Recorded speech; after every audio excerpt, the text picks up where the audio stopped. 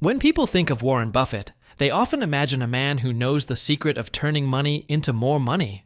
But Buffett is not just about wealth. He is about wisdom, patience, and clear thinking. His letters to the shareholders of Berkshire Hathaway, written over decades, became more than just annual reports. They became lessons for investors, managers, and ordinary people around the world. Lawrence Cunningham collected and organized these letters into this book so that readers can follow Buffett's philosophy in a structured way.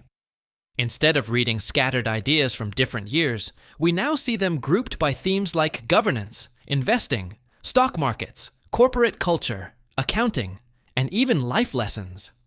This structure allows us to understand not only what Buffett thinks, but also why he thinks that way. At the heart of Buffett's philosophy lies a simple truth. Business is not about tricks or quick wins.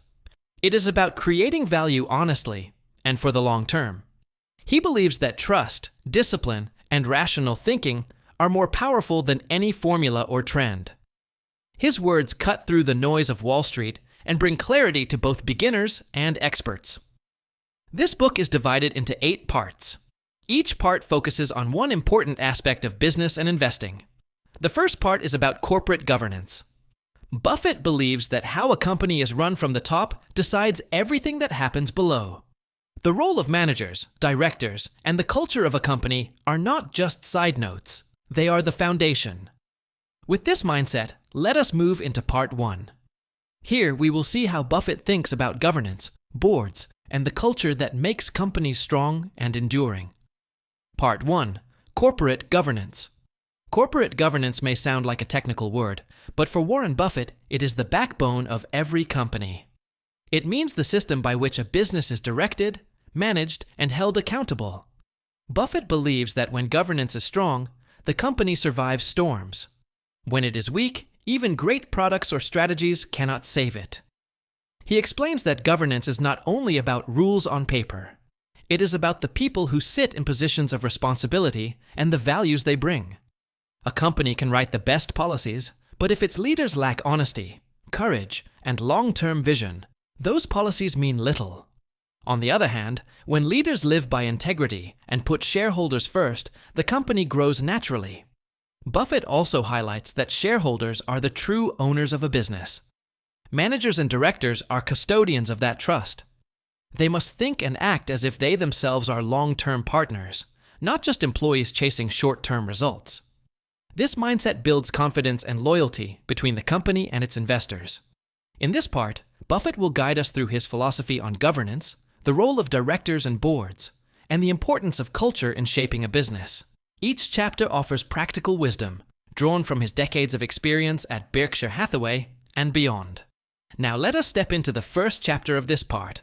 It is called Our Philosophy of Corporate Governance.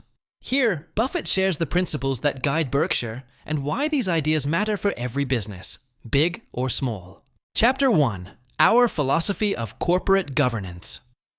For Warren Buffett, corporate governance is not about creating complex systems. It is about creating simple but strong foundations. He believes that the philosophy of governance must start with trust. If you trust the people leading the company, you do not need layers of control and endless rules. But if you cannot trust them, then no rule book in the world can protect shareholders for long. At Berkshire Hathaway, Buffett built a governance model that is very different from the usual corporate style. Instead of controlling everything from the center, he gives managers freedom. He selects leaders carefully, then allows them to run their businesses with independence. The only requirement is that they behave as owners, not as hired hands. Buffett says that the best managers are those who already think like shareholders. They do not waste money. They do not take unnecessary risks. They focus on building long-term value rather than chasing quick headlines. This philosophy has created a culture where managers are motivated not by fear or pressure, but by responsibility and pride. Another important part of Buffett's philosophy is transparency. He believes that shareholders deserve to know the truth about the company's performance. Reports should not hide behind jargon or accounting tricks. At Berkshire, Buffett and Charlie Munger have always tried to write reports in plain language, the way they would explain things to a family member. This honesty builds confidence, even when the news is not good. He also points out that governance works best when incentives are aligned. If managers and directors are rewarded for increasing the long-term value of the company, they will act in the interest of shareholders. But if they are rewarded only for short-term numbers or stock price movements, they may make poor decisions that harm the business in the future. Buffett often compares governance to running a farm. If you hire someone to manage your farm, you want them to care for it as if it were their own. They should not squeeze the soil for a single season and leave it barren. They should look after the land so it produces year after year. In the same way, corporate managers should protect and grow the business with patience and vision. He also stresses the importance of having the right people on the board of directors. A board is not just a decoration. It is meant to represent the interests of shareholders and to challenge management when needed. Buffett believes that directors should be independent in thought, experienced in business, and courageous enough to say no when management makes mistakes. In his philosophy, governance is not about creating fear. It is about creating alignment. It is about ensuring that the people who control the resources of a company act as responsible caretakers. For Buffett, this is more than a theory. It is the system that has kept Berkshire Hathaway stable and growing for decades. As we finish this chapter, one thing becomes clear. Good governance is not an extra feature of a company. It is the foundation. Without it, nothing else stands strong. With it, even difficult times can be overcome with unity and discipline. Now that we have seen the philosophy behind governance, we move to the next chapter. There we will look closely at directors and boards. Buffett explains what makes a board truly effective and why choosing the right directors is one of the most important responsibilities in business. Chapter 2. Directors and Boards. Warren Buffett has often said that a company's board of directors is like the guardian of the temple. Managers may come and go, but the board is meant to stand as the final protector of shareholder interests. Yet in practice, many boards fail at this duty. They become symbolic, polite gatherings that nod to whatever management suggests. For Buffett, this is not good enough. A director's main job is to represent the owners of the company. The shareholders may be spread across the world, but their trust rests in the board. This trust means that directors must have independence of mind. They cannot just follow the chief executive blindly. They must ask questions, demand clarity, and when necessary, disagree openly. Buffett explains that too many boards are filled with people chosen because of friendship, prestige, or favors. Such directors may enjoy the status, but rarely challenge management. To Buffett, a strong board is not about big names. It is about people with experience, business sense, and the courage to speak the truth even when it is uncomfortable. He values directors who have real ownership in the company. If a director has invested their own money in the business, they will think like an owner. They will feel the gains and losses personally. This makes them far more committed to protecting long-term value. On the other hand, if a director only receives fees for attending meetings, their motivation may be weak. Another key point Buffett raises is the danger of groupthink. When all directors simply agree with each other, mistakes go unnoticed. Boards must encourage open debate and allow different viewpoints to be heard. This is not about creating conflict. It is about making sure that important decisions are tested from every angle before they are approved. At Berkshire Hathaway, Buffett and Charlie Munger have always tried to keep boards practical and efficient. They believe in small groups of serious people rather than large rooms filled with decorative members. Quality matters more than quantity.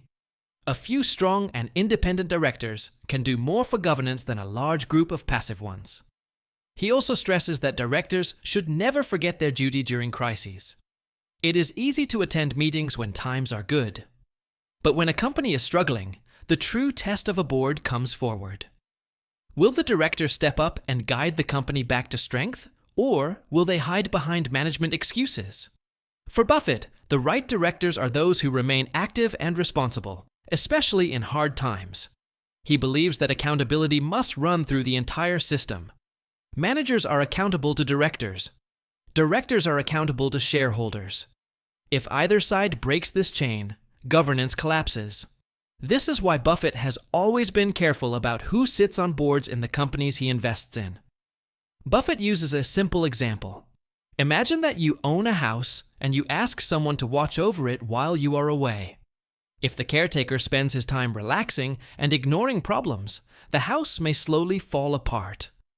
But if the caretaker feels real responsibility, he will protect the house as if it were his own. This is exactly how directors should treat the companies they oversee. As we leave this chapter, the lesson is clear. A board should not be a club of friends. It should be a circle of guardians. Their strength lies not in polite agreement, but in honest discussion, and the courage to defend shareholder interests at all costs. With this understanding of directors and boards, we now move to the next chapter. Buffett will explain how corporate culture acts as the invisible force that shapes a company's destiny. Governance may provide structure, but culture gives life to that structure. Chapter 3. Corporate Culture. If governance is the structure of a company, then culture is its soul. Warren Buffett believes that culture decides whether a company will stand strong for decades or collapse within years. Policies and boards may create rules, but it is culture that guides everyday decisions when no one is watching. Buffett often says that it takes years to build a reputation, but only a few minutes to ruin it. This warning reflects the power of culture. A company with a culture of honesty, responsibility, and discipline protects its reputation naturally. On the other hand, a culture of greed, shortcuts, or fear will destroy even the most profitable business sooner or later. At Berkshire Hathaway, Buffett and Charlie Munger have always placed culture above strategy. They select managers not just for their skills, but for their values. They want people who think like owners, who respect trust, and who understand that long-term success is more important than short-term glory. Once such managers are in place, culture spreads from the top to the bottom of the organization. Culture is not about words written on a wall. It is about actions. When employees see that leaders act with integrity, they naturally follow. But if leaders preach values, yet behave dishonestly, employees learn that hypocrisy is acceptable. Buffett insists that culture must be lived, not advertised. He also points out that culture affects risk-taking. In a healthy culture, managers avoid reckless bets even when tempted by quick profits. They understand that protecting the business is more important than making headlines. In a weak culture, however, people may chase risky deals because they believe rewards are all that matter. This difference explains why some companies survive crises with dignity, while others collapse under scandals. Buffett compares culture to the air in a room. You cannot see it, but you feel it. Everyone in the company breathes it every day. If the air is clean, people thrive. If the air is polluted, even the strongest people struggle. That is why leaders must constantly protect and nurture the culture of their organization. Another lesson he shares is that culture must align with governance. Good boards and honest managers can set the tone, but culture is what makes these systems work in practice. Without culture, rules are empty. With culture, even simple rules are enough. For shareholders, culture is also a form of protection. A company that values integrity is less likely to engage in fraud or manipulation. It is less likely to sacrifice long-term health for short-term numbers. Buffett advises investors to study not just financial reports, but also the culture of a company before buying its stock. At Berkshire, the culture is built on 3 pillars. First, managers are given independence, which shows trust. Second, they are expected to act like owners, which creates responsibility. Third, they communicate with honesty, which builds confidence. This combination has allowed Berkshire to grow into a unique institution admired around the world. As Buffett closes his thoughts on culture, one idea shines clearly. Culture is a company's immune system. It protects against mistakes, temptations, and crises. Without it, no amount of strategy can keep a business safe. With it, even challenges become opportunities to grow stronger. This brings us to the end of Part 1 on corporate governance. We have seen Buffett's philosophy, the role of directors and boards, and the invisible but powerful force of culture. Together, they form the foundation on which every great business must be built. Now we move to Part 2. Here Buffett takes us into the world of corporate finance and investing. He will share his timeless lessons on valuation, accounting, ownership, and mergers. These are not just financial concepts, but guiding principles that show how to invest wisely and grow wealth over the long run. Part 2. Corporate Finance and Investing. Money is the language of business, but Warren Buffett reminds us that finance is not just about numbers on a page. It is about judgment, discipline, and understanding what truly creates value. In this part of the book, Buffett takes us into the world of corporate finance and investing, where decisions about capital can either build empires or destroy them. Corporate finance covers the big choices every company must make. How should it raise money? How should it spend that money? Should it reinvest in the business, return cash to shareholders, or pursue acquisitions? Buffett teaches that the answer depends not on fashion or trends, but on the reality of long-term value. Investing, on the other hand, is about how individuals and institutions put their savings to work. For Buffett, investing is not speculation. It is the process of buying something today for less than what it is worth in the future. This idea may sound simple, but it requires clear thinking and patience, qualities that are often missing in markets filled with noise and emotion. Buffett warns that misunderstanding finance can be dangerous. Many companies make poor decisions because they focus on short-term earnings instead of long-term value. Many investors lose money because they confuse price with value. To avoid these traps, he turns again and again to a central principle. Numbers tell a story, but only if you know how to read them honestly. In this part, Buffett shares his thoughts on valuation and accounting, the responsibilities of stock ownership, and the challenges of mergers and acquisitions. Each chapter provides not only technical insight, but also timeless wisdom about human behavior in markets. He reminds us that corporate finance is not about maximizing profits at any cost. It is about allocating capital wisely. Every dollar that enters a company is like a seed. If planted carefully, it will grow into a tree. If wasted or neglected, it will disappear without return. As we begin this journey into corporate finance and investing, the first chapter sets the stage. It is about valuation and accounting. Buffett explains why understanding the real value of a business is more important than chasing market prices, and why honest accounting is the foundation of all good financial decisions. Chapter 4. Valuation and Accounting. For Warren Buffett, the heart of investing is valuation. If you do not know what something is worth, you cannot know whether you are paying too much or getting a bargain. Price is what you pay, he says, but value is what you get. This simple sentence captures his entire approach to investing. Valuation is not about guessing short-term price movements. It is about estimating the long-term earning power of a business. A company may look exciting today, but if it cannot generate consistent cash flows in the future, it is not valuable. On the other hand, a company may seem boring, but if it produces reliable earnings year after year, its value can be immense. Buffett teaches that to value a business correctly, you must look at its fundamentals. What products does it sell? What competitive advantages does it have? How durable are those advantages? How disciplined is management in using capital? These questions matter far more than the ups and downs of the stock market. He also stresses the importance of a margin of safety. Even the best investors cannot predict the future with certainty. By buying companies at prices well below their estimated value, investors create protection against errors, surprises, and downturns. It is like building a bridge that can carry 30,000 pounds, but only driving trucks of 10,000 pounds across it. But valuation is only half the story. To measure it, you need reliable numbers. This is where accounting comes in. Accounting is the language of business. If the language is twisted or unclear, the picture of the company becomes misleading. Buffett warns that accounting can be used either as a tool of clarity or as a weapon of deception. At Berkshire Hathaway, he and Charlie Munger insist on honest accounting. They believe shareholders deserve to know the economic reality of the business, not a polished version.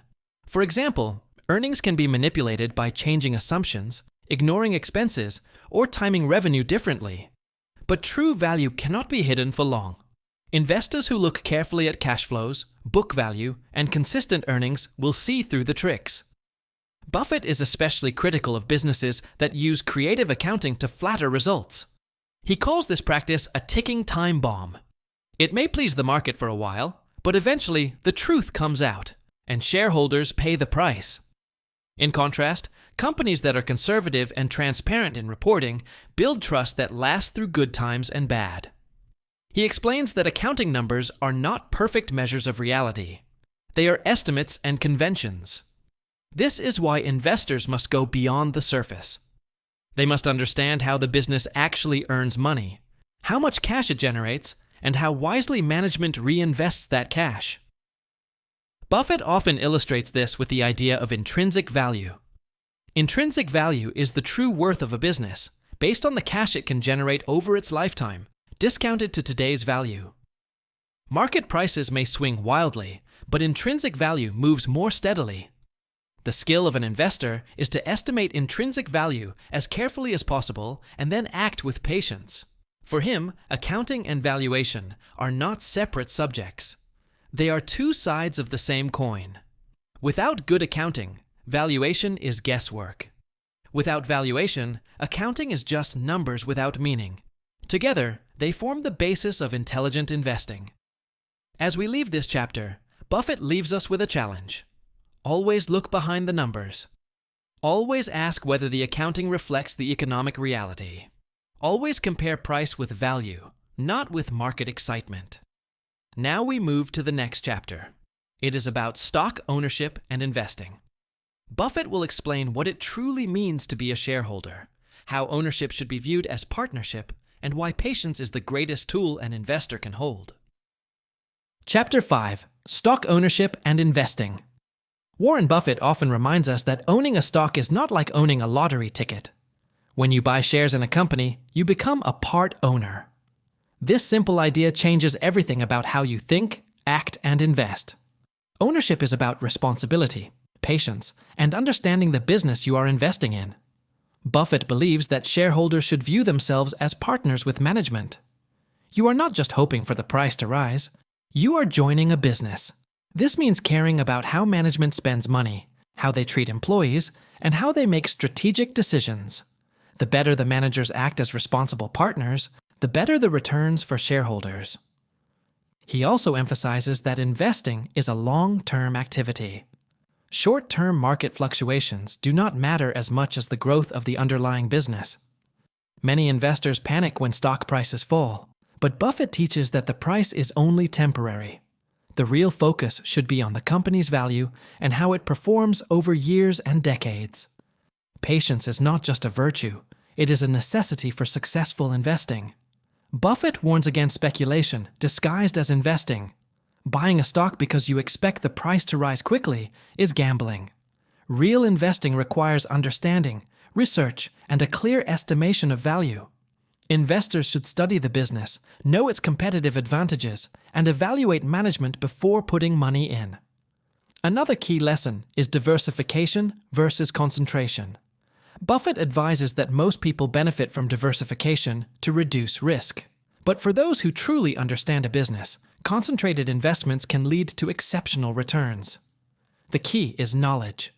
Do not spread yourself too thin. Invest where you have confidence and understanding. Dividends and retained earnings are also central to ownership.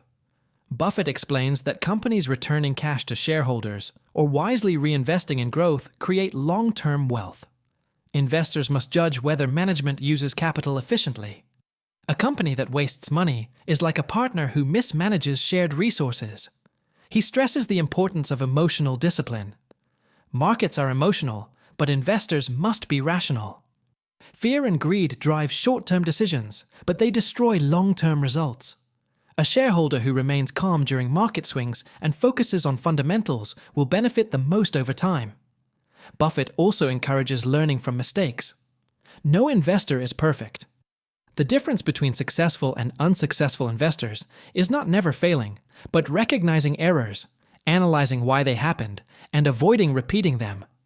Owning a stock is like running a business in slow motion. You see consequences over time, which allows learning and adaptation. Finally, Buffett links ownership to responsibility. Being a shareholder is not passive. It requires awareness, understanding, and sometimes intervention. Good owners ask questions, stay informed, and ensure that their investments align with long-term goals. This mindset is what separates successful investors from speculators. As this chapter closes, the message is clear. Ownership is partnership. Investing is long-term. Patience, discipline, and knowledge create wealth, while emotion and short-term thinking destroy it. The next chapter takes us into the challenges and opportunities of mergers and acquisitions.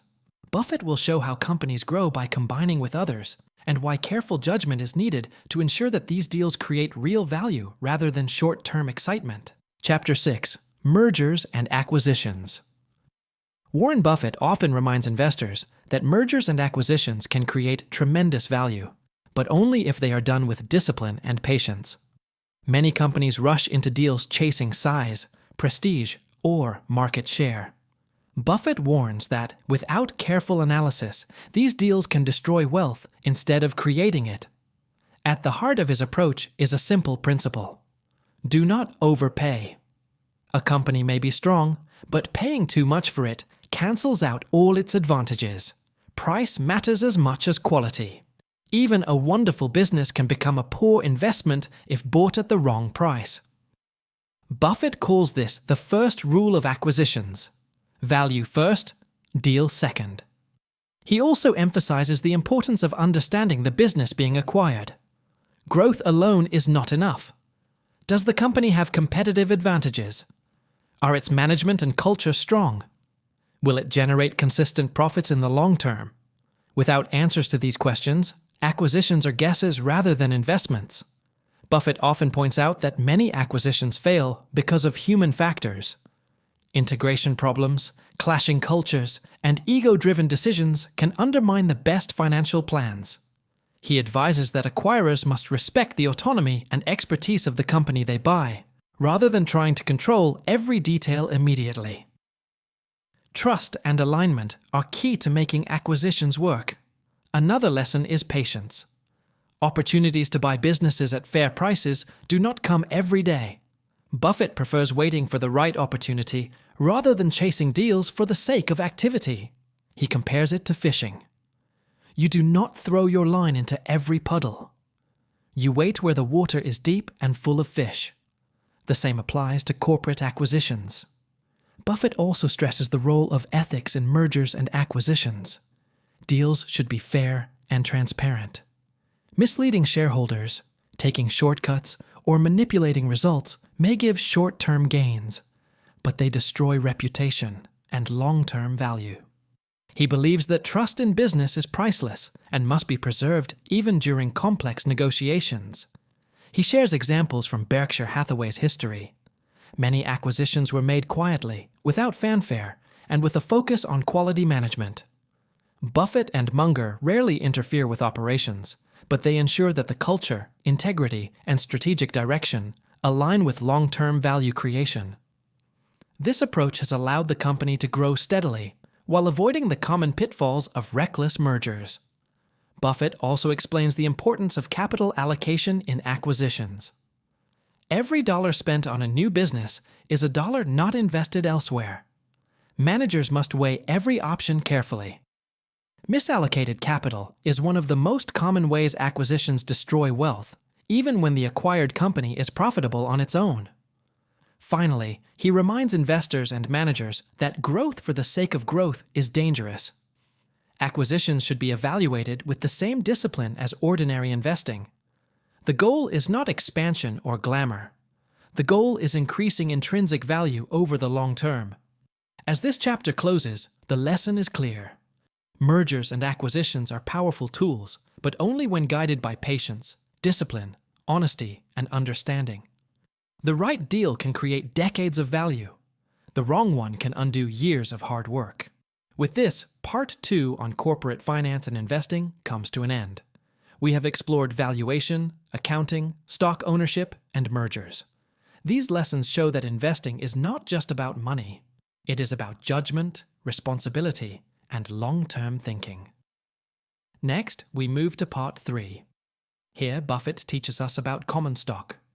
We will learn how to view the stock market, understand Mr. Market, and think clearly about dividends and share repurchases. These lessons are essential for every investor seeking steady and lasting wealth. Part 3. Common stock. Owning a stock is more than holding a piece of paper. For Warren Buffett, common stock represents ownership in a business.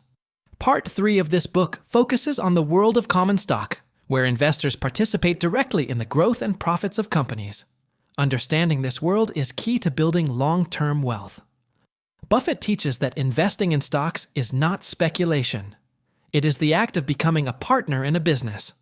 When you buy shares, you are not simply hoping the price will go up tomorrow. You are betting on the future success of a company over years and decades. This mindset changes how you make decisions, how you react to market swings, and how you evaluate risk. This part explores 3 main topics. First, the basics of stock investing. Buffett explains how to approach stocks with discipline, patience, and a clear understanding of value. Second, the behavior of the market, or Mr. Market, which shows the dangers of emotional decisions and the opportunities of rational thinking.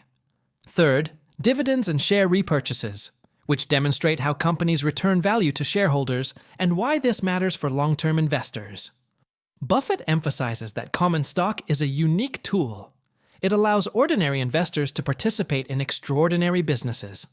But success comes only to those who focus on fundamentals, not trends, and who view investing as a serious, long-term responsibility. As we begin this part, the first chapter introduces the basics of stock investing. Here, Buffett lays the foundation for how to select, evaluate, and hold stocks in a way that builds lasting wealth while avoiding common mistakes. Chapter 7. The Basics of Stock Investing. Warren Buffett believes that stock investing begins with understanding what you are buying. A stock is not a ticker symbol or a number on a screen. It is a part of a real business. Treating it any other way is speculation, not investing. The first rule is simple: know the company, its products, and its long-term prospects. Buffett emphasizes the importance of patience. Stocks are not a short-term lottery. They are a long-term partnership with a business. The goal is not to profit from daily market swings, but to benefit from the steady growth of the company over years. This requires discipline, a cool mind, and the ability to ignore noise in the market. Another key lesson is focus. Investors do not need to own hundreds of stocks. Owning a few well-understood businesses is far more effective. Buffett advises investing where you have knowledge and confidence. Diversification is a protection for those who do not have deep understanding, but excessive diversification can dilute returns. He also teaches the principle of intrinsic value. Every stock has a true worth based on the cash the business can generate over time. Market prices fluctuate based on emotion, speculation, and short-term news. The skill of an investor is to recognize when the market price is below intrinsic value and act accordingly. Buffett warns against trying to time the market. Many investors buy and sell based on fear or excitement. This behavior is dangerous. The market is unpredictable in the short term. Investors who focus on fundamentals and remain patient achieve far better results. He stresses the importance of quality management. A great business with weak leadership is risky. Investors should evaluate not only the financial numbers, but also the people running the company. Do they act with honesty, skill, and long-term thinking? Management integrity is a key factor in determining the safety and growth of an investment. Buffett also explains the dangers of leverage. Borrowing money to invest magnifies risk. While it can increase gains in the short term, it can destroy wealth if things go wrong. For most investors, staying within their means and focusing on strong businesses is the safest path. Another important point is simplicity. Investing does not require complicated formulas, secret strategies, or constant monitoring. Buffett advocates buying understandable businesses, holding them, and letting time work its magic. Complexity often leads to mistakes, confusion, and losses. Finally, he reminds investors that emotion is the enemy. Fear causes panic selling. Greed causes overpaying. The most successful investors act calmly, think rationally, and focus on value rather than price movements. Patience, discipline, and understanding create the greatest returns over time. As we close this chapter, one truth emerges. Successful investing is not about luck or timing. It is about knowledge, patience, and rational decision-making. The next chapter introduces Mr. Market and market fluctuations. Here, Buffett will show how to think about the stock market as a tool, not a master, and how to use its swings to your advantage rather than be controlled by them. Chapter 8. Mr. Market and Market Fluctuations. Warren Buffett introduces a simple but powerful idea called Mr. Market. Imagine that the stock market is like a business partner who comes to you every day with a price for your shares. Some days he is cheerful and offers a high price. Other days he is gloomy and offers a low price. Mr. Market's mood swings are unpredictable and often irrational, but they create opportunities for intelligent investors. Buffett explains that Mr. Market is not your guide. He is a tool. His daily prices do not determine the true value of a business.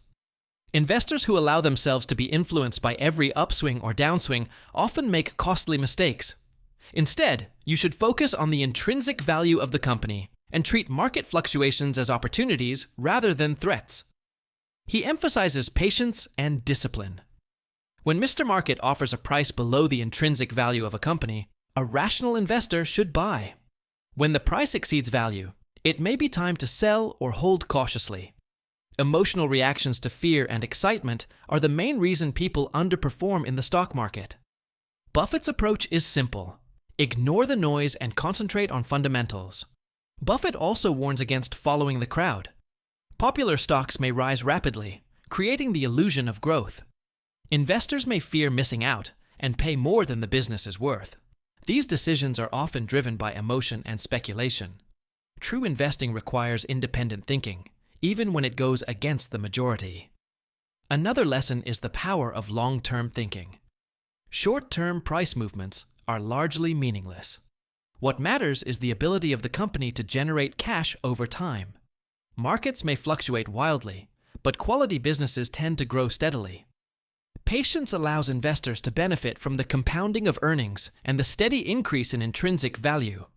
He illustrates this with examples from Berkshire Hathaway. Buffett and Charlie Munger rarely buy based on market trends. They buy businesses when they are undervalued and hold them for decades, letting time amplify returns. This approach is the opposite of frequent trading or trying to time the market. It is steady, rational, and results-focused. Buffett also highlights the psychological challenges of investing. Many people react to fear by selling when prices drop or chase momentum by buying when prices rise. This behavior leads to losses. Recognizing that Mr. Market is emotional, unpredictable, and sometimes irrational helps investors avoid common traps and focus on what they can control, their own decisions. He concludes that the market's volatility is not a risk if approached correctly. The real risk is paying too much for a business or acting based on emotion. By understanding intrinsic value and using Mr. Market's swings as opportunities, investors can achieve exceptional long-term results without succumbing to panic or greed. As this chapter closes, Buffett leaves a vital lesson. The stock market is a servant, not a master. Prices fluctuate daily, but value accumulates slowly. Rational thinking, patience, and independence are the tools that turn market fluctuations into long-term opportunity. Next, we move to dividends and share repurchases. Here, Buffett will explain how companies return value to shareholders, why it matters, and how to interpret these actions in evaluating investments. Chapter 9. Dividends and share repurchases. Warren Buffett often stresses that the way a company returns cash to shareholders reveals a lot about its discipline and management quality. Dividends and share repurchases are two main methods companies use to distribute profits, but they must be done thoughtfully. For investors, understanding these actions is key to evaluating both value and strategy. Dividends are straightforward. A company pays a portion of its earnings to shareholders regularly. Buffett likes dividends because they provide a tangible return on investment. Even if the market price fluctuates, a consistent dividend represents real cash flowing to owners. It shows that management is confident in the company's earnings and committed to sharing profits responsibly. However, Buffett warns that dividends are not always the best choice. Some companies can earn higher long-term returns by reinvesting earnings into profitable projects. Growth opportunities sometimes outweigh immediate cash payments. The key is whether the reinvested capital will generate returns higher than what shareholders could earn on their own. Wise management balances dividends with reinvestment. Share repurchases are a more flexible method. When a company buys back its own stock at prices below intrinsic value, it increases the ownership of remaining shareholders and can compound value over time. Buffett prefers repurchases over dividends when the stock is undervalued because it often creates more wealth in the long run than paying cash outright. The price paid for repurchases is critical. Overpaying destroys value just like poor acquisitions. Buffett emphasizes that both dividends and repurchases are signals. A disciplined company will return cash only when it has no better investment opportunities. Reckless repurchases or excessive dividend payouts can be harmful. Investors should analyze whether these actions reflect genuine value creation or simply short-term desire to please the market. He also notes that the combination of dividends and repurchases is powerful. Companies with strong cash flow, a conservative approach to reinvestment, and occasional repurchases tend to build lasting shareholder wealth. Such decisions reflect management's long-term thinking and commitment to owners, which aligns perfectly with Buffett's philosophy of investing in businesses with integrity and discipline. Buffett warns against chasing high dividend yields or frequent buybacks without understanding the business context. A company that cuts essential investments to pay a dividend may harm its future. Likewise, repurchasing stock at inflated prices benefits no one. Investors must look at both the strategy and the execution carefully. He teaches that these tools also reduce emotional risk for investors. Regular dividends provide income and stability, while well-timed repurchases offer value growth. Both actions, when guided by reason and alignment with intrinsic value, reinforce long-term wealth creation. In conclusion, Buffett reminds shareholders to view dividends and repurchases as part of a broader strategy. They are signals of prudence, alignment, and value creation. Understanding how and why a company returns cash is as important as analyzing its earnings or growth prospects. With this, Part 3 on common stock comes to an end. We have learned the basics of investing, how to deal with market fluctuations, and how companies return value to shareholders. Together, these lessons build the foundation for intelligent, long-term stock ownership. Next, we move to Part 4. Here Buffett explores investing in partnerships and private businesses. We will see how his principles apply beyond public stocks and into private investments, partnerships, and more complex financial structures. Part 4. Alternatives to common stock. Not all investing happens in common stocks. Warren Buffett emphasizes that while stocks are powerful tools for long-term wealth, other financial instruments can also play a role in a thoughtful portfolio. Part 4 explores these alternatives, including debt, preferred stock, and derivatives. Understanding them helps investors make smarter decisions and diversify intelligently. Buffett explains that alternatives to common stock are often misunderstood. Some investors treat them as complicated instruments to chase high returns or short-term gains. But in reality, their value comes from knowing the risks, understanding the mechanics, and using them as part of a disciplined strategy. These investments are not substitutes for careful analysis. They complement it. Debt and fixed income securities, for example, provide predictable returns and safety for those who understand credit risk. Preferred stock offers a blend of equity and fixed returns, appealing to investors seeking steady income. Derivatives, meanwhile, are tools that can be used prudently to hedge risks or create specific exposures, but they are dangerous if misunderstood or misused. Buffett stresses a core principle. Simplicity and understanding matter more than sophistication. No financial instrument is inherently good or bad. Success comes from clear thinking, careful analysis, and alignment with long-term goals. These principles apply equally to stocks, bonds, or more complex instruments. As we begin Part 4, the first chapter examines debt and fixed income securities. Here, Buffett explains how bonds, loans, and other credit instruments work, when they make sense, and what risks investors should watch for. By understanding these instruments, investors gain the tools to balance risk and reward while protecting capital in uncertain times. Chapter 10. Debt and Fixed Income Securities.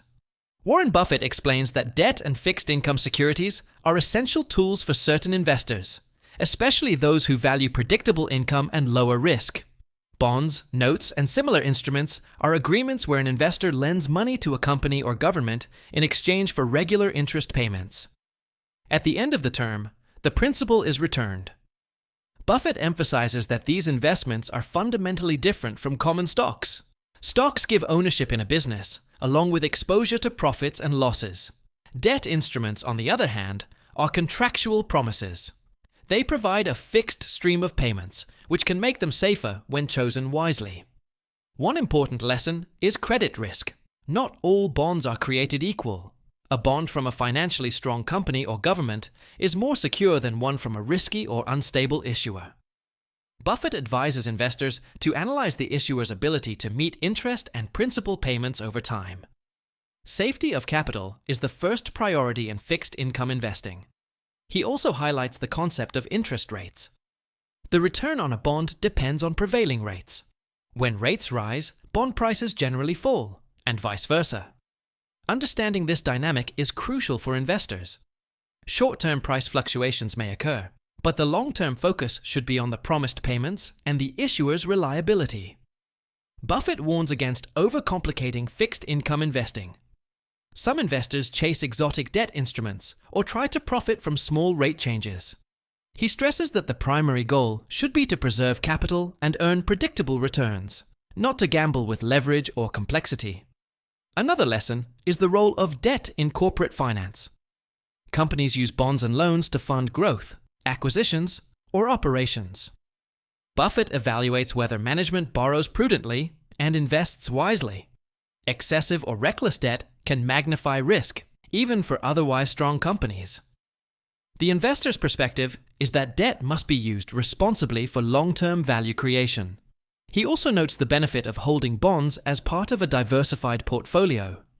Fixed income securities can balance the volatility of stocks, provide income during downturns, and allow investors to plan for predictable expenses. Buffett emphasizes that understanding the quality, term, and risk of each security is more important than chasing high yields. Buffett shares that at Berkshire Hathaway, debt is used selectively. He prefers conservative borrowing with clear benefits. This discipline avoids unnecessary risk and aligns with his overall philosophy of long-term value and financial prudence. In conclusion, debt and fixed income securities are valuable tools when understood and used properly. They are not glamorous, but they are reliable. They teach investors the importance of safety, analysis, and patience. As we close this chapter, the next topic is derivatives. Buffett will explain why these contracts, often feared and misunderstood, can be powerful if used prudently, but extremely dangerous if abused.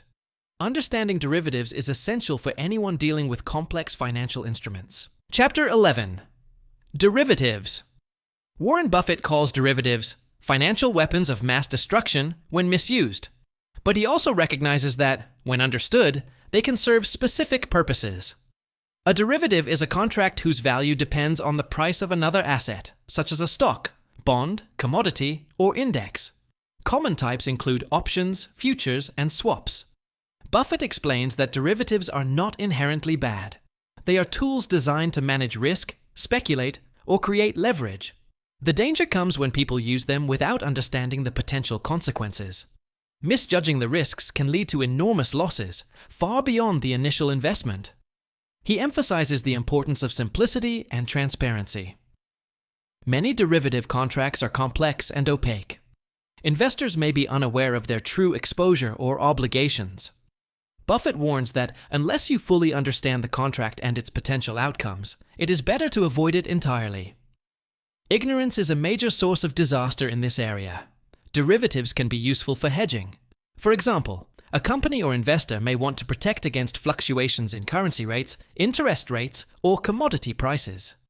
When used prudently, derivatives reduce risk and provide stability. but using them to speculate or take on hidden risks can quickly spiral out of control. Buffett shares lessons from history. Many financial crises have been linked to derivatives used irresponsibly. Leverage, counterparty risk, and lack of transparency magnify problems. Investors who fail to respect these dangers often suffer catastrophic losses. For Buffett, caution and understanding outweigh the lure of quick profits. He also stresses the moral responsibility of those who use derivatives. Contracts should be clear, fair, and manageable. Misusing them to exploit others, hide risk, or create artificial gains undermines trust in the financial system. Integrity is as important in derivatives as in any other investment. Buffett notes that derivatives are especially dangerous when combined with leverage. A small miscalculation can trigger large losses, which may affect not just the investor, but also the broader economy. He prefers instruments that are simple, comprehensible, and aligned with long-term goals rather than speculative bets. Investors must focus on value and risk, not complexity or hype. Buffett advises asking 3 questions before using a derivative. Do I understand it completely? Can I absorb the worst-case outcome? Am I using it to protect or to speculate? If the answer to any of these is no, it is better to avoid the instrument. In conclusion, derivatives are powerful tools, but not suitable for everyone. Their misuse has caused financial disasters, while disciplined use can manage specific risks. The key lessons are understanding, simplicity, prudence, and integrity. As this chapter closes, the next chapter covers preferred stock. Buffett will explain how preferred shares combine elements of equity and debt, and why they can play a strategic role in certain investment strategies. Chapter 12. Preferred stock. Warren Buffett explains that preferred stock is a unique financial instrument that combines features of both debt and equity. Preferred shareholders have a higher claim on a company's assets and earnings than common shareholders, but they usually do not have voting rights. This structure creates both opportunities and risks for investors. Preferred stock often pays fixed dividends, similar to interest on a bond. These payments are typically prioritized over common stock dividends, providing more predictable income. Buffett appreciates this stability because it offers an element of safety while still participating in the company's growth to some degree. However, he cautions that preferred stock is not risk-free. If the company struggles financially, dividends may be skipped or deferred, depending on the terms. Unlike debt, there is no guarantee of repayment of principal. Understanding the specific rights and protections of each preferred issue is critical before investing. Buffett emphasizes the strategic use of preferred stock. For companies, issuing preferred shares can raise capital without diluting common ownership or increasing debt obligations. For investors, these shares can offer higher yields than bonds while maintaining some downside protection. The key is careful selection and alignment with the investor's goals. He also notes the importance of redemption features. Many preferred shares allow the issuing company to repurchase them at a set price after a certain period. This can limit potential gains for investors, but also provides clarity on the long-term return. Buffett advises paying close attention to these terms, as they influence both risk and reward. Another important point is how preferred stock fits into a broader portfolio. Buffett sees it as a complement, not a replacement, for common stock or bonds. It can stabilize income streams, provide priority in earnings, and offer tactical flexibility. Investors must weigh these benefits against potential limitations, including lack of voting rights and sensitivity to interest rates. Buffett reminds investors to evaluate the issuing company carefully. The strength, profitability, and stability of the business are far more important than the dividend yield alone.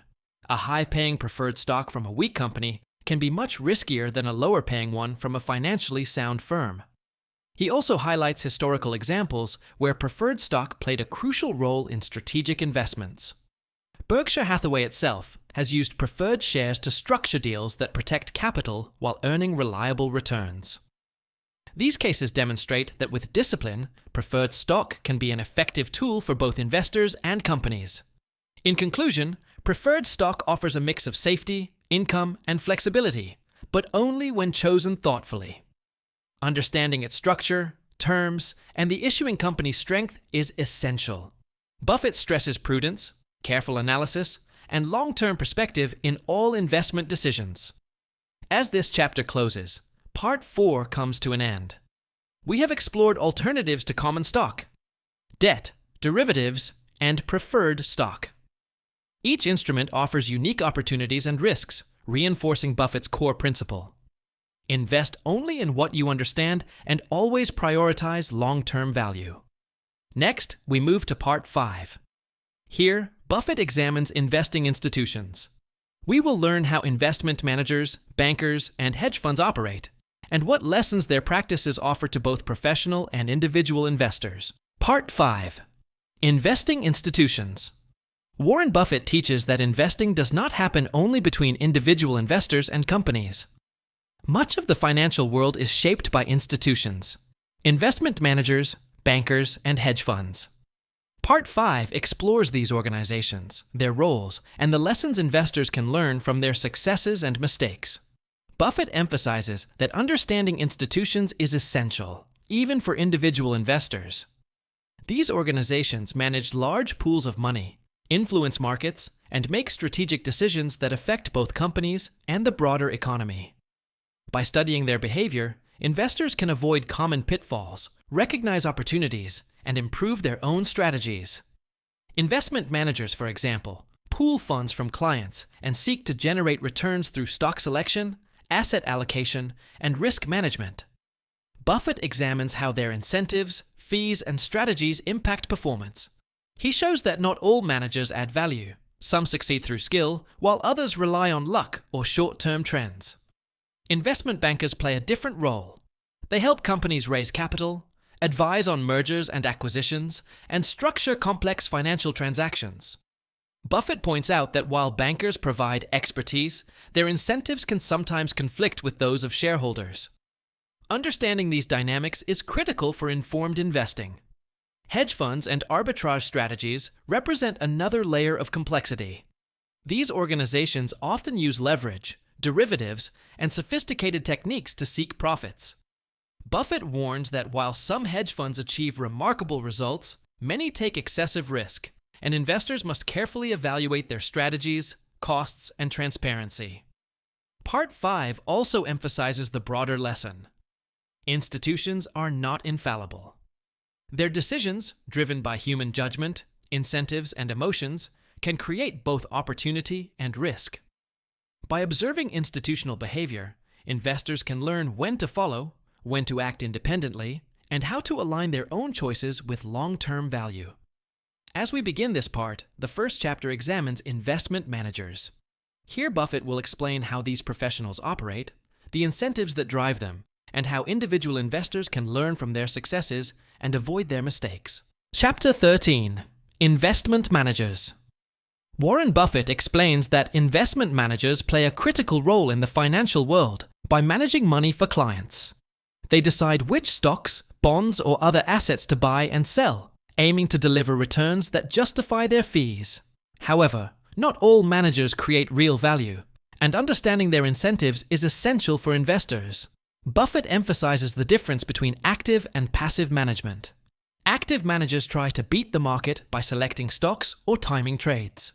Passive managers, on the other hand, aim to match market performance through index funds or similar strategies.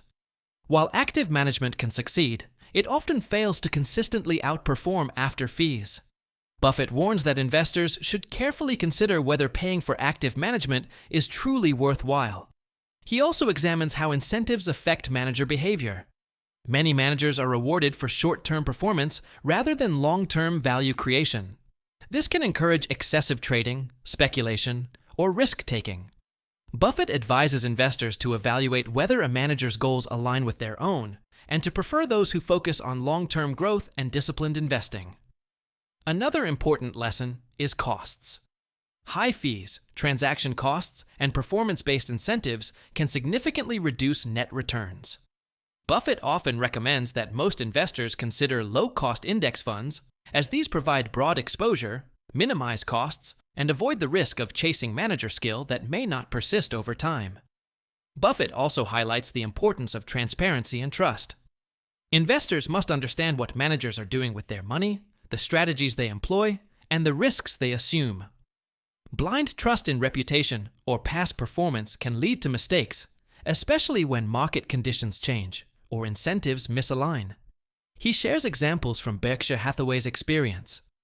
Buffett prefers investments where he understands the business, the management, and the long-term prospects.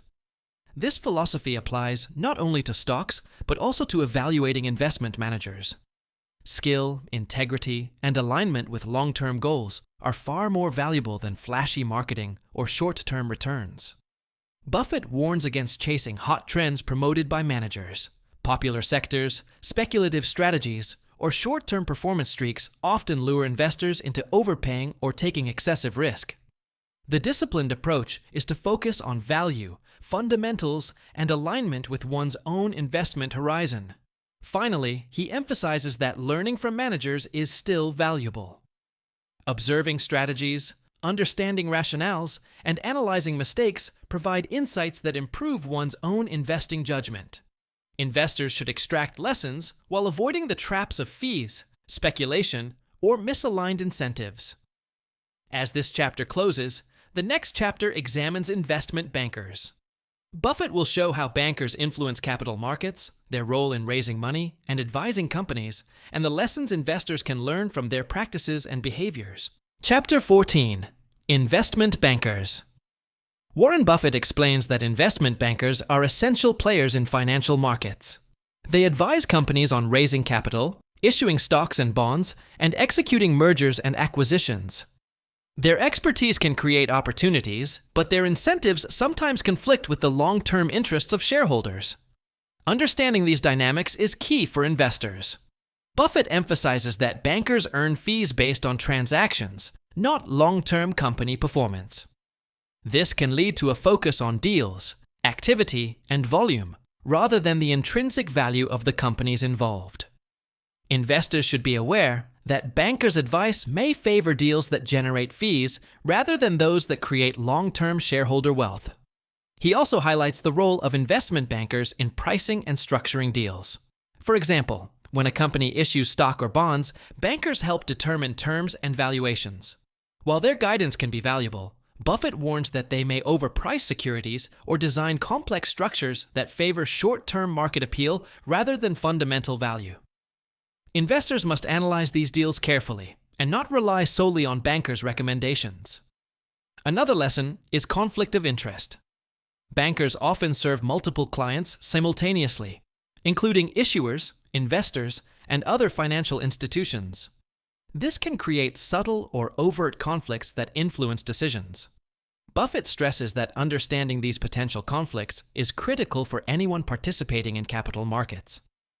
Buffett also examines mergers and acquisitions. Bankers play a key role in advising buyers and sellers. While their expertise can facilitate successful transactions, misaligned incentives may push companies into deals that are not financially sound.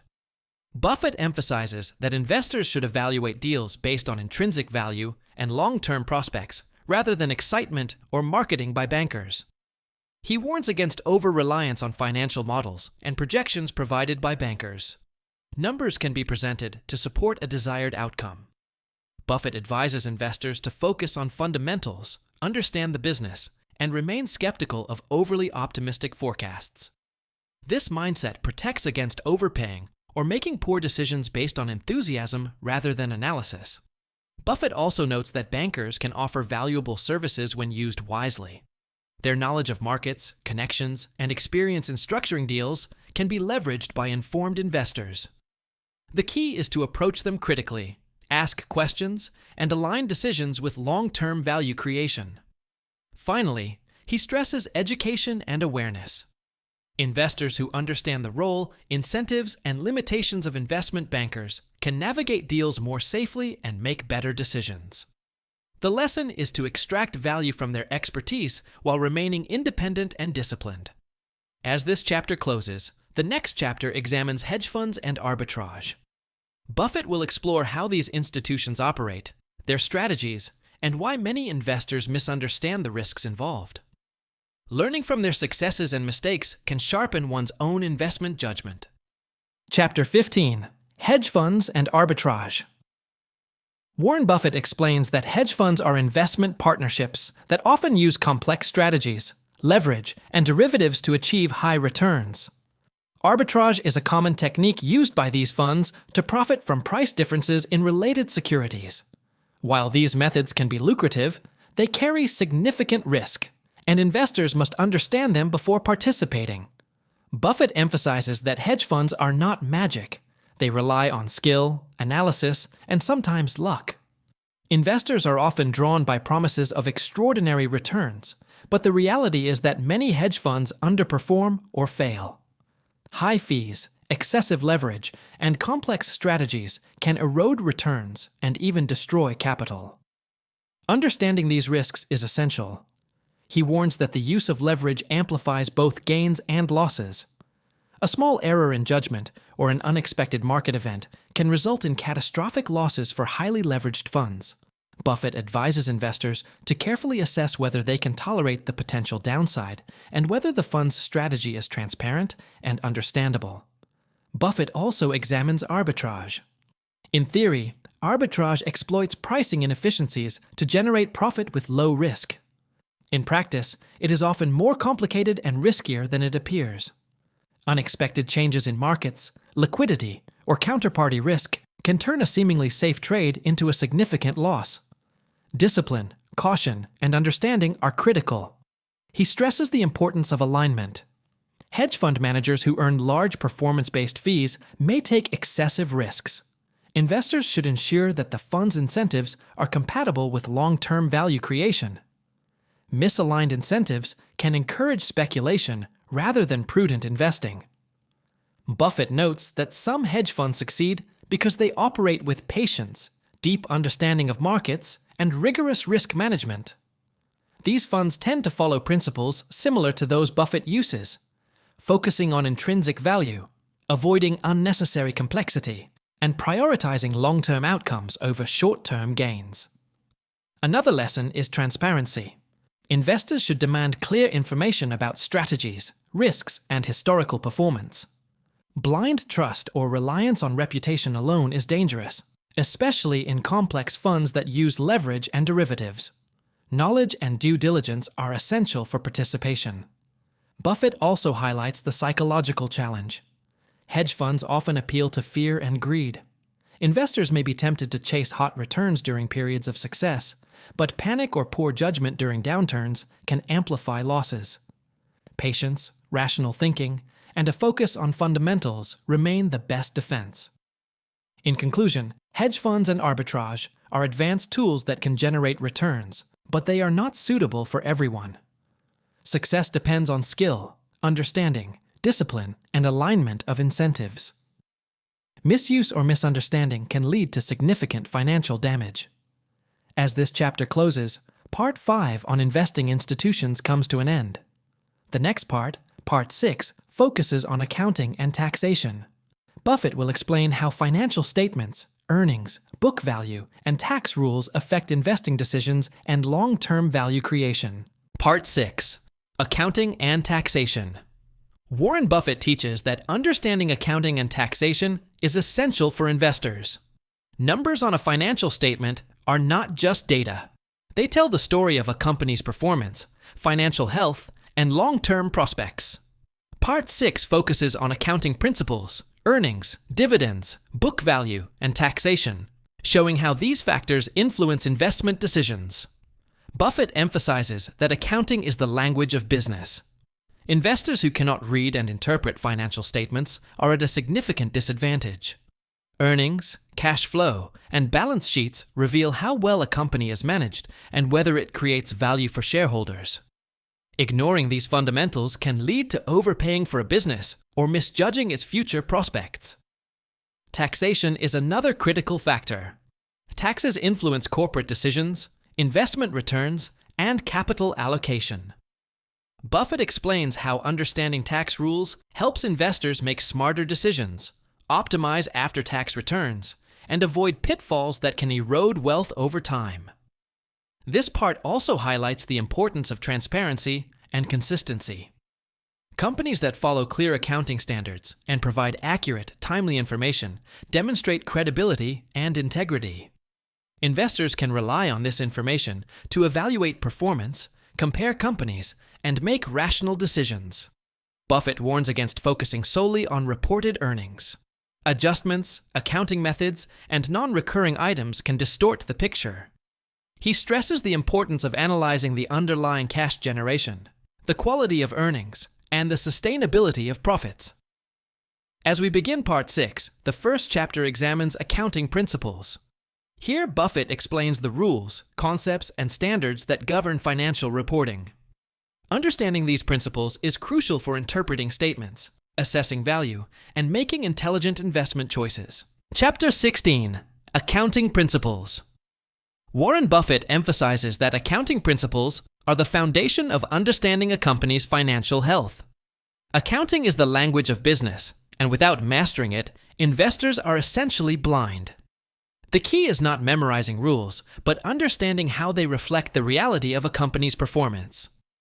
Buffett highlights that the most important financial statements are the balance sheet, income statement, and cash flow statement. The balance sheet shows what a company owns and owes at a point in time. The income statement reports profits or losses over a period. The cash flow statement explains how money moves in and out of the business. Together, they tell a complete story. One important lesson is that earnings can be manipulated. Companies have discretion in how they report revenue, expenses, and reserves. Buffett warns that investors should look beyond reported profits and examine the quality of earnings. True earnings are backed by cash generation and sustainable business performance. He also stresses the importance of conservatism. Accounting rules encourage conservative reporting to avoid overstating profits or assets. Investors should appreciate when companies follow conservative practices, as it reduces the risk of surprises and enhances reliability. Aggressive accounting, on the other hand, can inflate short-term results, but creates long-term risk. Buffett explains depreciation, amortization, and other non-cash charges. These adjustments do not involve real cash, but reflect the allocation of costs over time. Understanding them helps investors evaluate whether profits are meaningful or just accounting entries. Another principle is matching. Revenue and related expenses should be reported in the same period. This provides a clear picture of profitability and avoids distortion. For investors, ignoring proper matching can lead to overestimating or underestimating a company's performance. Buffett also discusses the concept of conservatively valuing assets and liabilities. Book values may differ from market values, but disciplined accounting avoids overstatement. Investors benefit when management reports transparently, enabling informed decisions about intrinsic value. He cautions that complexity does not equal insight. Some companies use complicated accounting structures that obscure true performance. Buffett advises focusing on businesses that are understandable and transparent. Simplicity and clarity often indicate disciplined management and long-term thinking. In conclusion, accounting principles are not obstacles, but tools. They reveal how businesses operate, generate cash, and create value. Understanding these rules equips investors to see beyond numbers, identify quality companies, and make rational long-term decisions. As this chapter closes, the next chapter examines earnings, dividends, and book value. Buffett will explain how these elements measure a company's profitability, shareholder returns, and intrinsic value, providing the tools to assess whether a stock is worth buying. Chapter 17: Earnings, Dividends, and Book Value. Warren Buffett explains that understanding earnings, dividends, and book value is essential to evaluating a company's performance and investment potential. These metrics provide insight into profitability, shareholder returns, and the true value of a business. Earnings represent the profit a company generates over a period. Buffett emphasizes that reported earnings alone are not enough. Investors must consider the quality and sustainability of earnings. Cash-based profits, rather than accounting adjustments, provide a clearer picture of financial health. Companies that generate steady, growing earnings over time are often the most valuable. Dividends are the portion of profits returned to shareholders. Buffett appreciates dividends as a tangible measure of value. They provide cash income and reflect management's confidence in the business. Regular dividends can indicate stability and discipline. However, Buffett also notes that retaining earnings for reinvestment is sometimes more beneficial if the company can generate high returns on capital. Book value measures the net worth of a company as recorded on the balance sheet. It represents assets minus liabilities. While book value is a useful reference, Buffett cautions that it may not fully capture the intrinsic value of a business, especially for companies with strong brand, intellectual property, or competitive advantages. Investors should consider both book value and the ability of the business to generate future profits. Buffett stresses the relationship between earnings, dividends, and book value. High-quality companies often convert earnings into growing book value and sustainable dividends. This combination reflects both operational efficiency and long-term wealth creation for shareholders. Another lesson is the impact of accounting choices on these metrics. Depreciation, inventory methods, and amortization can influence reported earnings and book value. Understanding these accounting policies helps investors interpret numbers correctly and avoid being misled by superficial results. Buffett also explains the importance of evaluating returns on equity and capital. High returns relative to equity or invested capital indicate efficient management and competitive advantage. Investors should prioritize companies that consistently reinvest earnings to generate above-average returns. He warns against chasing short-term earnings trends. Market participants often overreact to quarterly results, but Buffett focuses on long-term patterns. Sustainable earnings growth, prudent dividend policy, and steadily increasing book value are far more important than temporary fluctuations. Finally, Buffett emphasizes the principle of intrinsic value. Earnings, dividends, and book value provide clues, but the ultimate goal is to determine whether the business generates real economic value. Understanding these metrics allows investors to buy companies at prices below their intrinsic value and hold them for the long term. As this chapter closes, the next chapter examines taxation. Buffett will explain how taxes affect investment decisions, corporate strategies, and after-tax returns, highlighting the importance of understanding tax implications in wealth creation. Chapter 18. Taxation. Warren Buffett explains that taxation plays a crucial role in investing. Taxes influence corporate decisions, personal returns, and the overall efficiency of capital allocation. Understanding how taxes work helps investors make smarter choices and avoid surprises that can erode long-term wealth. Buffett emphasizes that different investments are taxed differently. Dividends, interest, capital gains, and business profits all have separate tax rules. Investors should consider the after-tax return rather than just the nominal return. A high pre-tax yield may not create as much wealth as a modest return with favorable tax treatment. He also explains the concept of tax efficiency.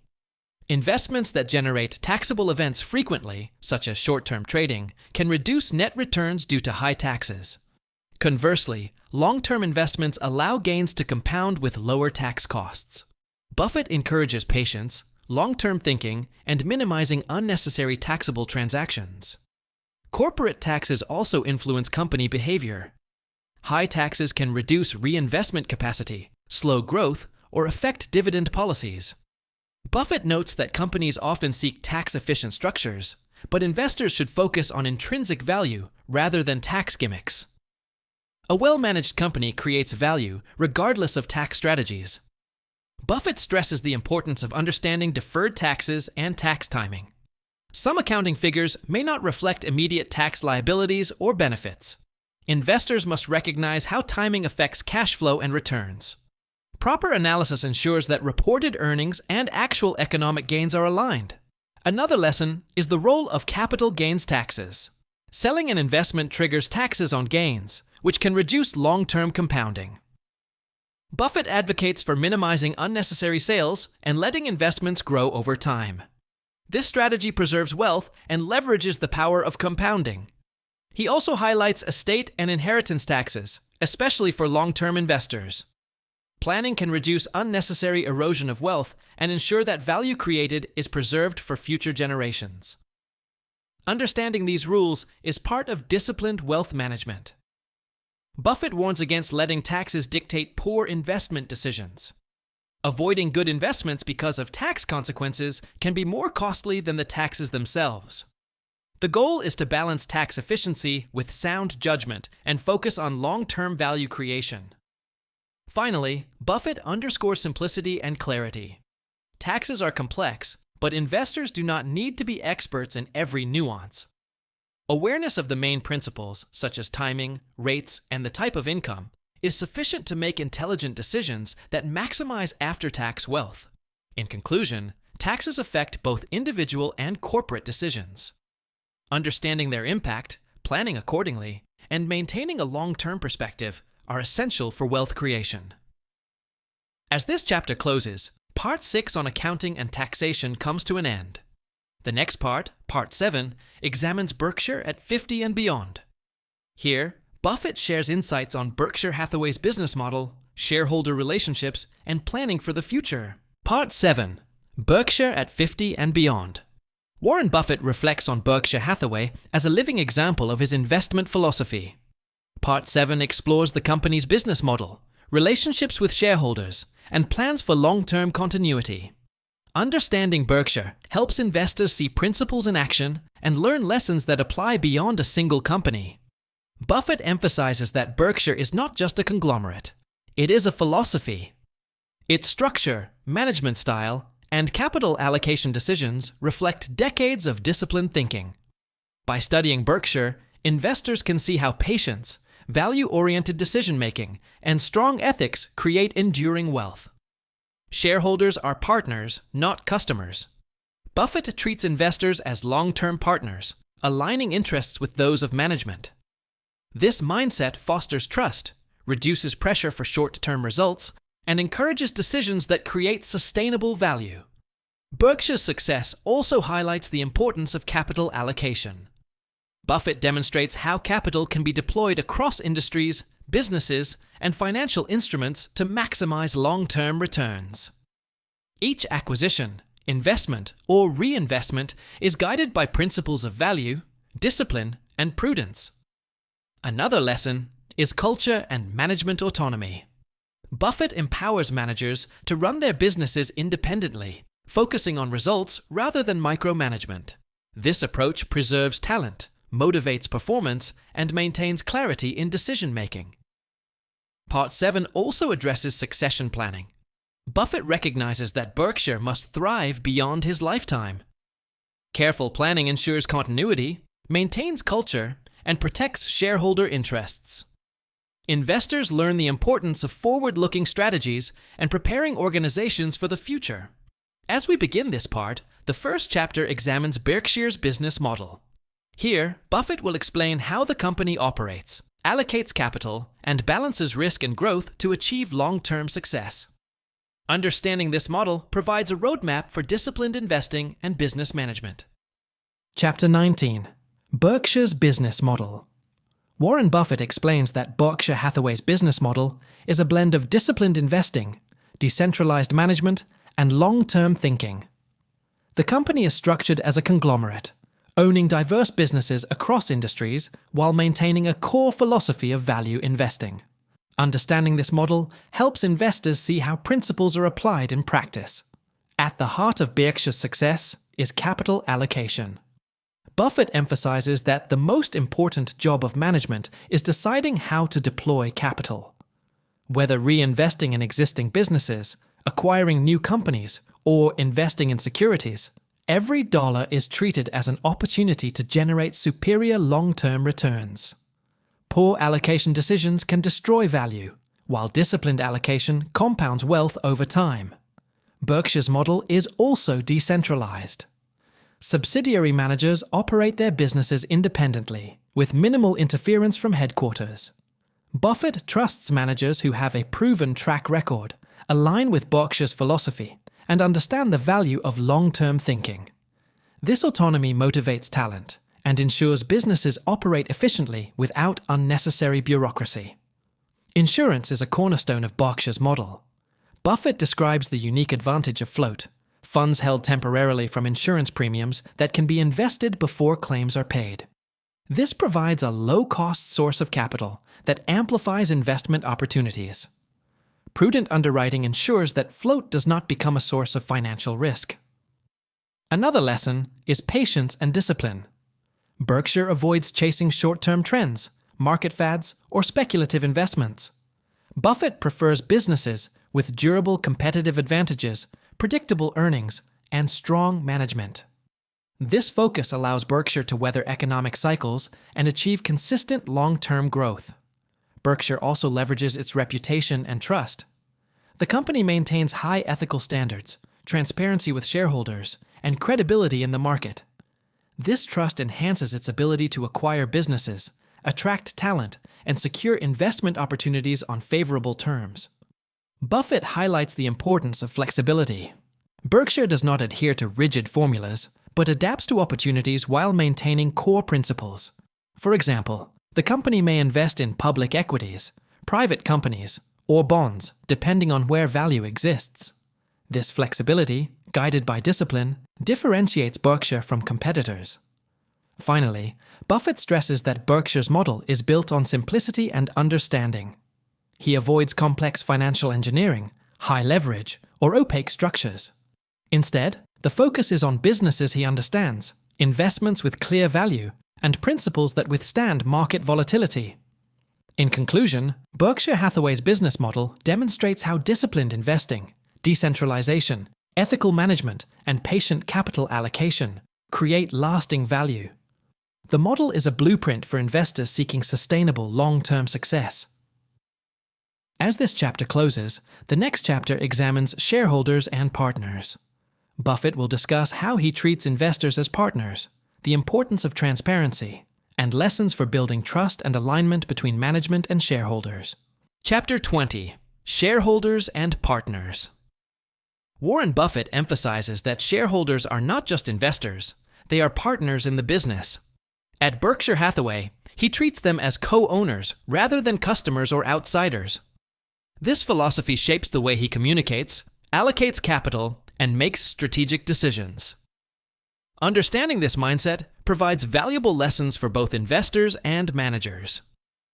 Buffett explains that transparency is essential in a partnership.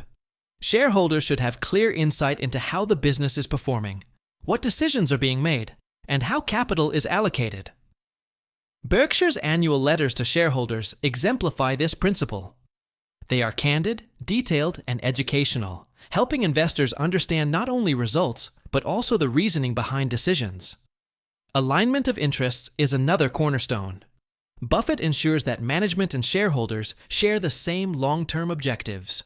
Short-term incentives, unnecessary risk-taking, or speculative strategies are avoided. By treating shareholders as partners, Berkshire encourages patience, trust, and long-term thinking. He also highlights the importance of communication.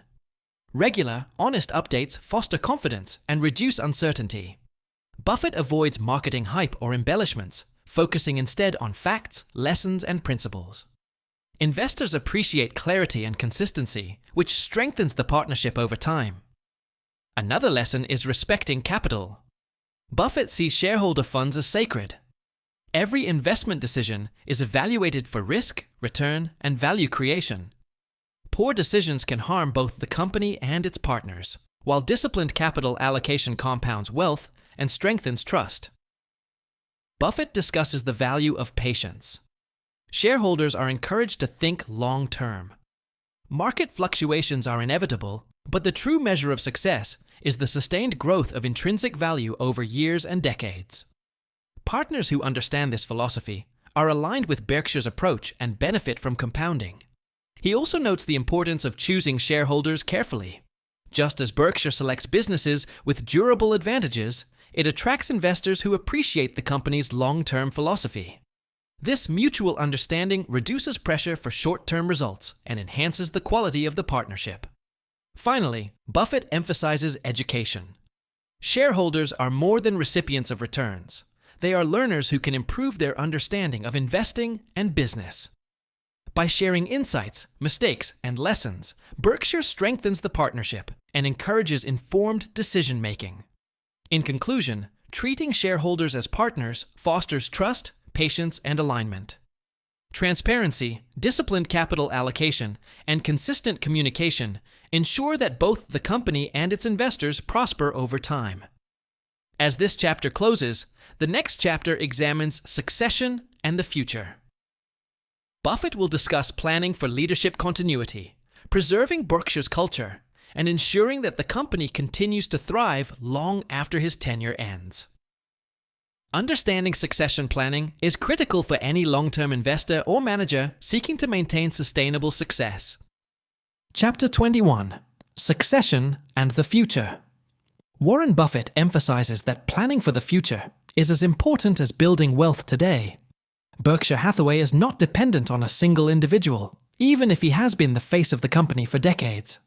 Succession planning ensures continuity, stability, and the preservation of long-term value for shareholders and partners. Buffett explains that succession is not just about replacing a CEO. It is about protecting the culture, maintaining disciplined decision-making, and ensuring that capital allocation principles endure. The company's long-term success depends on leaders who share Berkshire's philosophy of value investing, patience, and integrity. He highlights 3 critical components of succession: selecting capable leaders, providing them with autonomy, and instilling the company's core principles. Berkshire has developed a management structure that allows experienced executives to run subsidiaries independently while adhering to the parent company's philosophy. This approach preserves talent, motivates leaders, and ensures operational continuity. Buffett also stresses the importance of simplicity and clarity in succession. A smooth transition avoids unnecessary complexity, uncertainty, or speculation that could harm shareholder trust. Clear communication with investors about succession plans helps maintain confidence and stability in the business.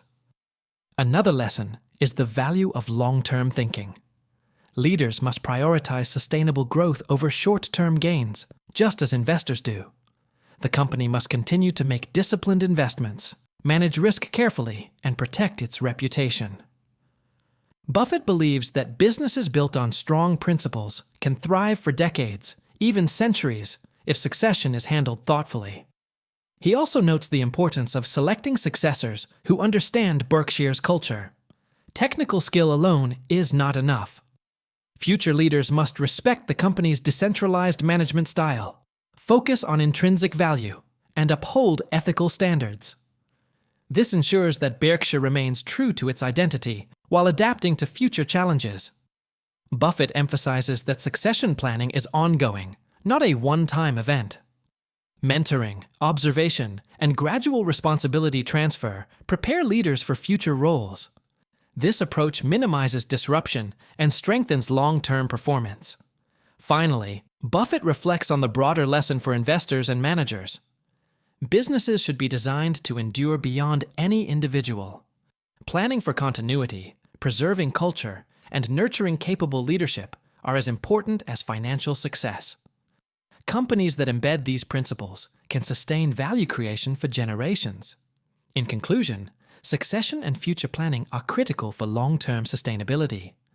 Berkshire's approach demonstrates the importance of careful selection, cultural alignment, and disciplined preparation. Investors can learn from this example by evaluating not only current performance, but also the durability of leadership and organizational principles. As this chapter closes, Part 7 on Berkshire at 50 and beyond comes to an end. The next part, Part 8, examines lessons for managers and investors. Here, Buffett distills corporate, investment, and life lessons that apply universally, providing guidance for both professionals and individual investors seeking long-term success. Part 8. Lessons for Managers and Investors. Warren Buffett concludes his essays by sharing the timeless lessons he has learned through decades of investing and managing businesses. Part 8 focuses on practical wisdom for managers, investors, and anyone seeking to build sustainable value. These lessons are drawn from experience, observation, and disciplined thinking, offering guidance that transcends industries or market conditions. Buffett emphasizes that success in business and investing is not just about intelligence or technical skill. It is about principles, integrity, patience, discipline, and understanding. Managers and investors who follow these principles are more likely to make consistent, long-term decisions that create real value. Part 8 is divided into 3 key areas: corporate lessons, investment lessons, and life lessons. Each provides insights that are interconnected. Corporate lessons teach managers how to run businesses efficiently and ethically.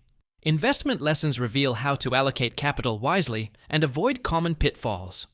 Life lessons offer broader guidance on decision-making, judgment, and character. Buffett stresses that these lessons are practical, not theoretical. They come from real-world experience managing Berkshire Hathaway and observing countless other businesses. By studying these lessons, managers can improve operations and investors can refine their strategies. Another key point is simplicity. Complex strategies or elaborate formulas often mask risk or distraction. Buffett advises focusing on clear principles, understanding what you do, and avoiding unnecessary complexity.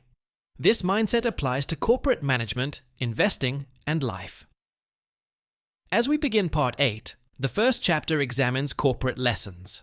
Buffett will share insights on how to manage companies, allocate resources, and build durable value. These lessons provide a foundation for both professional managers and anyone interested in understanding how successful businesses operate. Chapter 22: Corporate Lessons.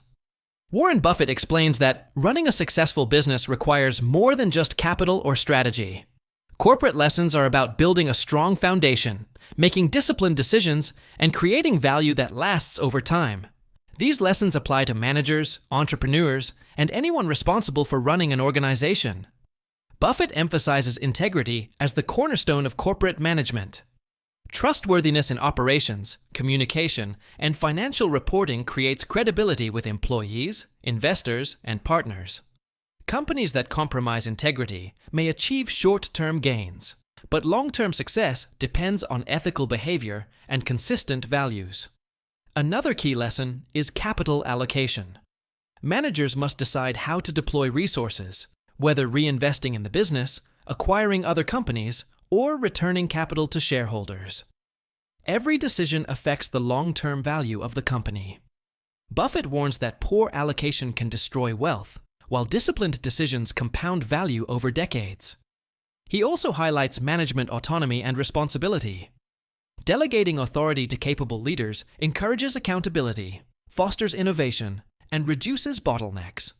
However, autonomy works best when managers share core values, understand long-term objectives, and focus on results rather than short-term metrics. Buffett stresses the importance of simplicity in operations.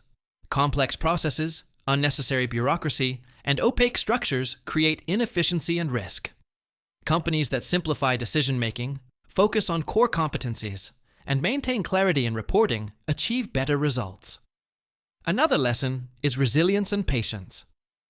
Businesses face cycles of growth, recession, and uncertainty. Managers must remain calm, avoid overreaction to market volatility, and prioritize sustainable performance. Quick fixes or panic-driven decisions often undermine long-term goals. Buffett also discusses avoiding debt overhang.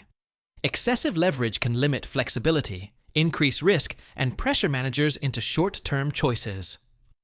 Prudently financed businesses have the ability to seize opportunities during downturns and maintain stability during uncertainty. Learning from mistakes is another critical lesson.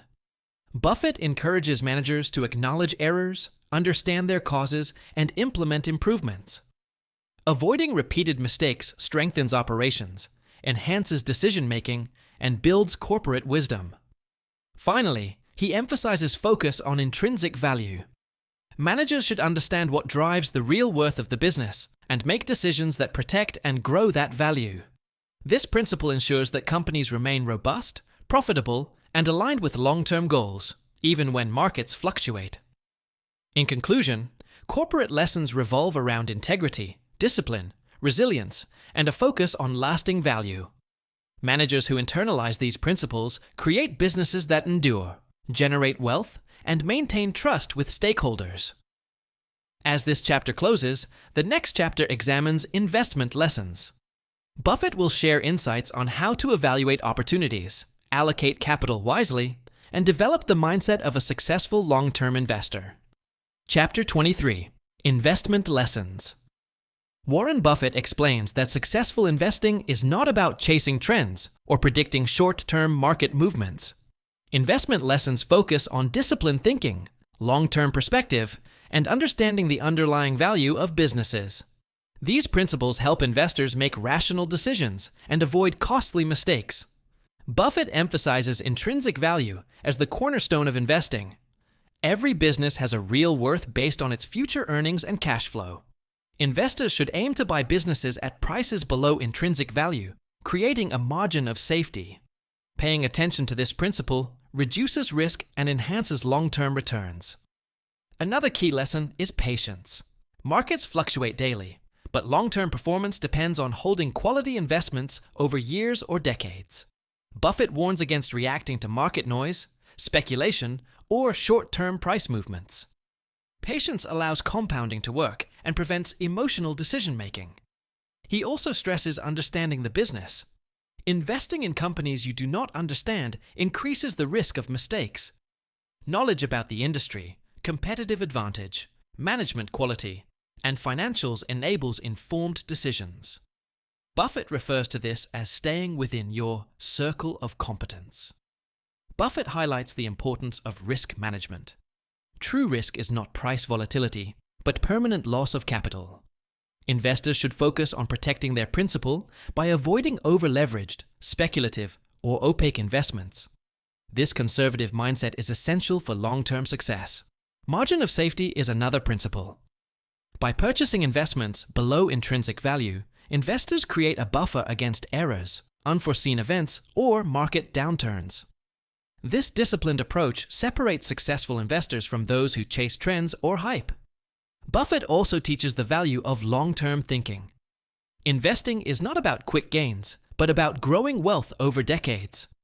Reinvested earnings, dividends, and patient compounding are far more powerful than frequent trading or short-term speculation. He emphasizes simplicity and focus. Complex financial instruments, frequent trading, or chasing every opportunity can distract from the fundamentals. Sticking to understandable businesses with predictable earnings allows for clarity, confidence, and better decision-making. Finally, Buffett discusses learning from mistakes. Even the best investors make errors. The key is to analyze mistakes, understand the reasons, and adjust strategies accordingly. Avoiding repeated errors and refining judgment is crucial for consistent long-term success. In conclusion, investment lessons revolve around understanding intrinsic value, exercising patience, focusing on quality, and managing risk. These principles form the foundation for disciplined investing and sustainable wealth creation. As this chapter closes, the next chapter examines life lessons. Buffett will share insights that extend beyond business and investing, offering guidance on judgment, decision-making, character, and living a purposeful, principled life. Chapter 24. Life Lessons. Warren Buffett explains that the principles that guide business and investing also apply to life. Life lessons are about judgment, character, decision-making, and prioritizing what truly matters.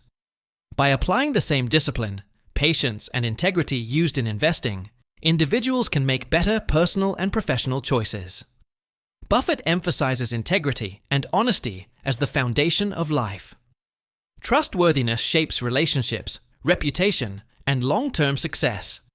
A person who consistently acts with integrity earns credibility, attracts support, and avoids problems caused by deceit or shortcuts. These values matter more than cleverness or intelligence alone. Another lesson is patience and long-term thinking.